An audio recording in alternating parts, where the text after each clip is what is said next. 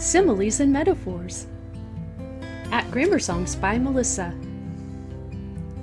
What are similes and metaphors? More importantly, how can understanding similes and metaphors help me when I read, speak, listen, and write? Let's get started.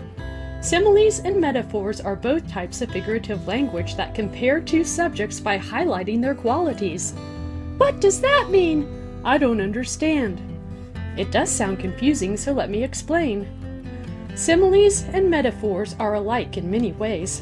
The difference is that similes use the words like or as to compare by showing how two subjects are alike. Metaphors do not use like or as when comparing. They simply state that one thing is another thing. The word simile comes from the Latin word similis, meaning similar or like. So similes show how two things are alike. The word metaphor is a combination of the Greek word meta, meaning beyond, and the Greek word for, meaning carrying. So to understand a metaphor, you must carry its meaning beyond the words you see. This is why both similes and metaphors are considered forms of figurative language. The words in a simile or metaphor cannot be understood literally or exactly. Literally? Exactly? Let me show you. Here is an example of a simile. She was as angry as a rattlesnake, ready to strike. The girl is being compared to a rattlesnake. The word as is the clue that lets the reader know this is a simile. The quality being compared is their anger.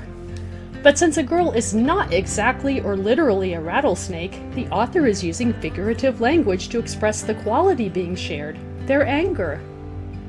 The girl was an angry rattlesnake ready to strike would be an example of a metaphor. Just as in a simile, the girl is being compared to a rattlesnake.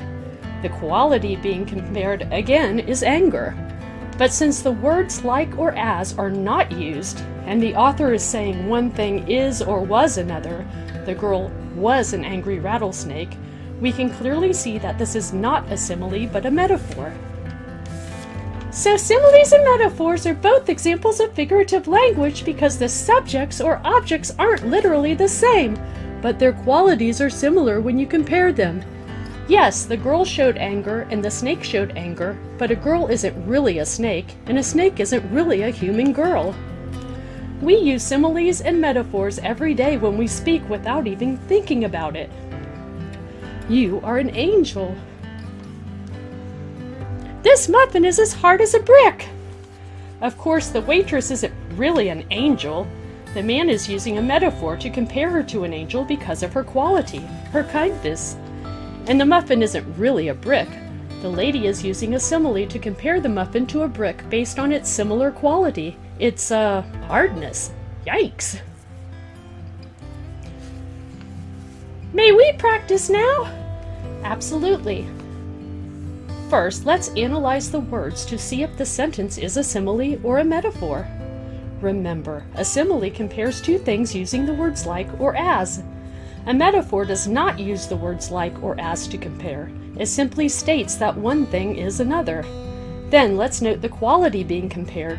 We want to understand how the two things being compared are similar.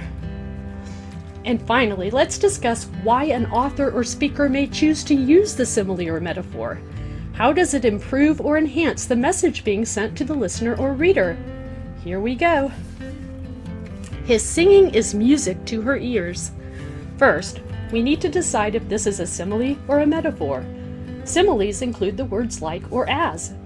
Do you think this is a simile or a metaphor? Well, since the author doesn't use like or as, and says one thing is or was another thing, his singing is music, this sentence would be a metaphor. Next, we need to note the quality being compared. Which two subjects is the author comparing in this metaphor? Well, the author is comparing his singing to music.